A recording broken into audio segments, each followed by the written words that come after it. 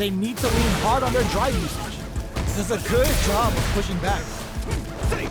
Gets the jump in. Shows a medium kick. What? This is the range where things get messy. Can they utilize their experiencing burnout? Player 1 has depleted their drive gauge, but they are still within range to win this round. Went for the chip kill. Player 2 picks up the always important first round. They'll want to keep the ball rolling. Everything up until now, and everything from here on out, is so vital. Impact's a no-go. Excellent block to shut out the impact. Sees it coming and blocks it out. Jumps. Attempts to break the stalemate with a fireball. Fireballs are risky, but if the opponent doesn't jump, they're one of the best ground game tools. Player 2 needs to use the threat of the corner here. Both fighters have a full super meter on deck. The winner will be the one who manages it best. The throw whiffs. You've got to be mindful of reach and jump-ins at this range. Player 2 has the chance to win the round if they can put their drive to good use. There's a wall splat. They can't do anything now. A quick breather. This can lead to some big damage. Life lead is there, but still anyone can't. Excellent block.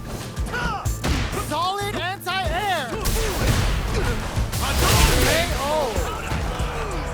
This is the final round. Expect to see some fireworks.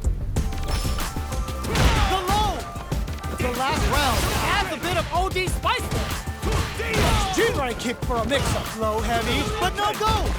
Gets it to find the target. Ooh, you never know what can happen here. This is where smart meter management is going to come into play. Our fighters will need to tread carefully. The throw doesn't connect. Takes it all on the super. Not shy one bit about it. The soup hits the drive. Player 2 can't drop them. They're in range. We gonna see a jump in, sets up, closes it out. Player 1 showed they are truly the best of the best. They're still hungry. Both sides stepping up for the rematch. Shows a medium kick, brushes that off and keeps going. Good job blocking the jump in. They're showing us just how patient they can be. Blocking a jump-in attack means you're at a disadvantage, so they should be looking to anti-air instead. Player 1 has been really leaning on that drive gauge. If the drive gauge is completely empty, the player will enter burnout and won't be able to use drive for a period of time, so it's vital to not let that happen. Player 1 in that big trouble here. The stun is going to leave them defenseless. Player 1 doesn't have a lot of drive gauge to play with. Not a good thing. You have one player in burnout state, which means they'll have to continue to fight temporarily without using any drive-reliant moves. They just went for it with that super. This may be the start of their counter-offensive. Both fighters are trying to decide their next move. Players experiencing burnout.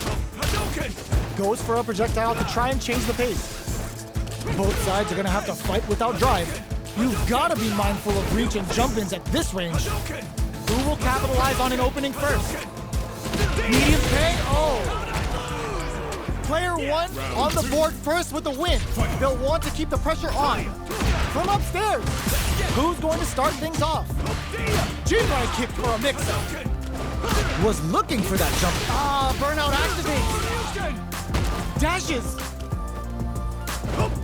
Barely blocks the jump-in. Player 2 in dire straits with burnout. Out of drive gauge. Now's the time. Pokes with a medium kick. Gotta be careful not to whip at this range. Jumps. Player 2 experiencing burnout.